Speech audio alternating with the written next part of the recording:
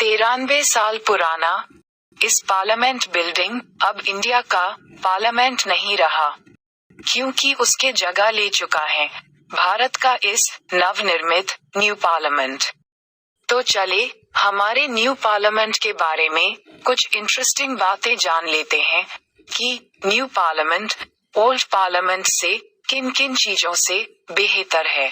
जैसे कि हमें पता है कि इंडियन पार्लियामेंट बाइकैमरल है, मतलब 2 सदन विशिष्ट भवन है, जैसे अपर हाउस और लोअर हाउस। अपर हाउस को राज्यसभा और लोअर हाउस को लोकसभा कहते हैं। ओल्ड पार्लियामेंट में दोनों हाउसेस को मिला के 795 सीटिंग कैपेसिटी था। उनमें से राज्यसभा में 250 सीट्स और लोकसभा में 545 सीट्स थे। वही सीटिंग कैपेसिटी अब इस न्यू पार्लियामेंट में इंक्रीज्ड किया गया है। दोनों हाउसेस को मिला के 1272 सीट्स है। इनमें से राज्यसभा का सीटिंग कैपेसिटी 384 है और लोकसभा का सीटिंग कैपेसिटी 888 को वृद्धि किया गया है। जनसंख्या वृद्धि को ध्यान देते हुए सिर्फ लोकसभा में 1272 मेंबर्स बैठने की कैपेसिटी है। न्यू पार्लियामेंट बिल्डिंग को इस तरह हेक्सागोनल शेप में डिजाइन किया गया है, एक इंडियन आर्किटेक्ट के द्वारा। वो है मिस्टर बीमल हसमुख पटेल। और ओल्ड पार्लियामेंट बिल्डिंग को इस तरह सर्कुलर शेप में डिजाइन किए थे British architect Edwin Lutyens and Herbert baker. New parliament का शिलान्यास यानी निर्माण कार्य शुरू हुआ था 1 अक्टूबर 2020 को honourable prime minister Shri Narendra Damodar Das Modi के हाथों, और ओल्ड पार्लियामेंट का शिलान्यास फरवरी 1921 को प्रिंस आर्थर किए थे। प्रिंस आर्थर क्वीन विक्टोरिया की तीसरी पुत्र थे। न्यू पार्लियामेंट बिल्डिंग की निर्माण कार्य पूरे 3 साल तक चला। 28 मई 2023 को खत्म हुआ। ओल्ड पार्लियामेंट बिल्डिंग की निर्माण पूरे 6 साल तक चला था। 18 फरवरी 1927 को खत्म हुआ था। और न्यू पार्लियामेंट की उद्घाटन भी honourable prime minister of India Shri Narendra Damodar Das Modi भारतीय संस्कृति और परंपरा के आधार पर न्यू पार्लियामेंट को उद्घाटित किए हैं। ओल्ड पार्लियामेंट को viceroy of India Lord urban उद्घाटित किए थे। न्यू पार्लियामेंट में जो नया नया कॉन्सेप्ट्स ऐड हुआ है वो है लोकसभा के इंटीरियर डिजाइन, जो नेशनल बर्ड पीकॉक से अनुप्राणित हुआ है। राज्यसभा के interior design national flower lotus से अनुप्राणित हुए निर्माण किया गया है। और केंद्रीय प्रांगण में हमारे नेशनल ट्री बानियन की स्थापना हुई है, जो भारत की वैल्यूज, स्ट्रेंथ और विजन को सिंबलाइज करता है। और सोना चढ़ाया हुआ चांदी का इस पवित्र राजदंड, जिसे सेंगोल कहते हैं, ये लोकसभा स्पीकर की कुर्सी के बगल में प्राइम मिनिस्टर श्री नरेंद्र मोदी के द्वारा स्थापन किया गया है। सेंगोल ब्रिटिश शासन से भारतीयों को सत्ता हस्तांतरण के प्रतीक के रूप में स्थापित है।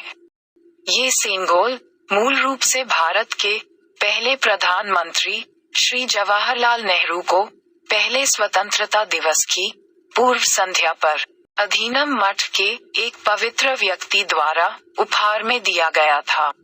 तब से यह इलाहाबाद म्यूजियम में थे, अब से हमारे संसद में प्रतीक के रूप में स्थापित हैं। ये सेंगोल को बनाए थे 95 वर्षीय वुमिदी अथिराजू। वो 20 साल की उम्र में सेंगोल को बनाए थे। उसी बात पे चले देश के बारे में कुछ जरूरी बातें जान लेते हैं। क्या आप जानते हैं हमारे नेशनल फ्लैग को कौन बनाए हैं? तिरंगा के ट्राई कलर के मतलब क्या है? नेशनल एंथम कौन लिखे हैं? जन गण मन संगीत को नेशनल एंथम कौन बनाए थे? और नेशनल एंथम को कितने समय में गाते हैं? जी हाँ, इंडियन नेशनल फ्लैग को डिजाइन किए थे श्री पिंगली वेंकैया 1921 में। और राष्ट्रीय ध्वज में सबसे ऊपर की पट्टी केसरिया रंग की है, जो देश की शक्ति और साहस को दर्शाती है। सफेद मध्य पट्टी धर्म चक्र के साथ शांति, समय और सत्य को इंगित करती है। अंतिम पट्टी हरे रंग की है, जो भूमि की उर्वरता, वृद्धि और शुभता को दर्शाती है। और जन गण मन संगीत को संस्कृत भाषा में लिखे थे 20वें गुरु श्री रविंद्रनाथ टैगोर। और जन गण मन संगीत को हमारे नेशनल एंथम के लिए सिलेक्ट किए थे नेताजी सुभाष चंद्र बोस जी ने। क्या आप श्री रविंद्रनाथ टैगोर को नेशनल एंथम गाते हुए देखना चाहोगे? ये लीजिए। जनगण मन अधिनायक जय हे भारत भाग्य विधाता, पंजाब सिंध गुजरात मराठा द्राविड़ उत्कल बंगा, विंध्य हिमाचल जमुना गंगा उच्छल जलधि तरंगा। तब शुभ नामे जागे, तब शुभ आशीष मागे, गाहे तब जय गाथा, जनगण मंगलदायक जय हे भारत भाग्य विधाता, जय हे जय हे जय हे। जी हाँ, 52 सेकंड के अंदर गाया जाता है हमारे राष्ट्रीय संगीत। अब मेन टॉपिक को आते हैं। न्यू पार्लियामेंट बिल्डिंग में कुल मिला के 6 द्वार है, लेकिन उनमें से 3 मुख्य द्वार हैं, ज्ञान द्वार, शक्ति द्वार और कर्म द्वार।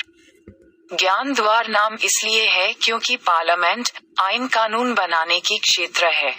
शक्ति द्वार इसलिए है क्योंकि लोकसभा राज्यसभा से ज्यादा शक्तिशाली है।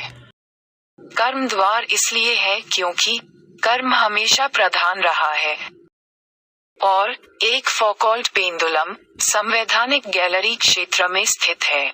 इसे राष्ट्रीय विज्ञान संग्रहालय परिषद NCSM कोलकाता द्वारा डिजाइन और स्थापित किया गया है, लेकिन 19वीं सदी के फ्रांसीसी भौतिक विज्ञानी जीन बर्नार्ड लियोन फौकॉल्ट के द्वारा आविष्कार किया गया था।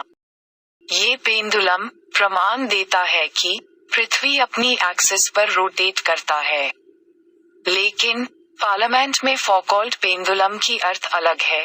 ये ब्रह्मांड में भारत की व्यापक एकता की प्रतीक को समझाता है। और ओडिशा राज्य के विश्व प्रसिद्ध कोणार्क सूर्य मंदिर के चक्र की एक विशाल प्रतिकृति संसद भवन के औपचारिक द्वार के दाईं ओर कांसे से बनी बेहतरीन कलाकृति के रूप में स्थापित है, जो ओडिशा और ओडिशा वासियों के लिए गर्व और सम्मान है।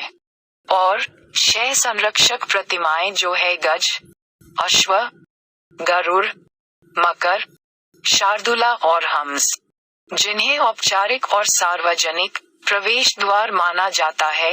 ये प्रतिमाएं ओडिशा के ललितपुर में बनाई गई है।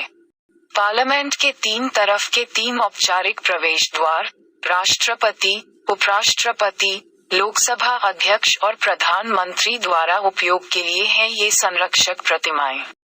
और ब्रोंज से बनाया हुआ नेशनल एम्बलम का एक विशाल प्रतिमा, जिसका कुल वजन 9500 किलोग्राम है और ऊंचाई 6.5 मीटर है। इसे नए संसद भवन के सेंट्रल फोयर के शीर्ष पर ढाला गया है, जो संसद की शोभा और मर्यादा बढ़ाता है। प्रतीक को सपोर्ट देने के लिए लगभग 6500 किलोग्राम वजनी स्टील की एक सहायक संरचना का निर्माण किया गया है। ये था न्यू पार्लियामेंट बिल्डिंग और ओल्ड पार्लियामेंट बिल्डिंग के बारे में कंप्लीट जानकारी। अगर वीडियो अच्छा लगा है तो लाइक, कमेंट और सब्सक्राइब करना ना भूले, क्योंकि एक वीडियो के लिए बहुत मेहनत लगता है। धन्यवाद।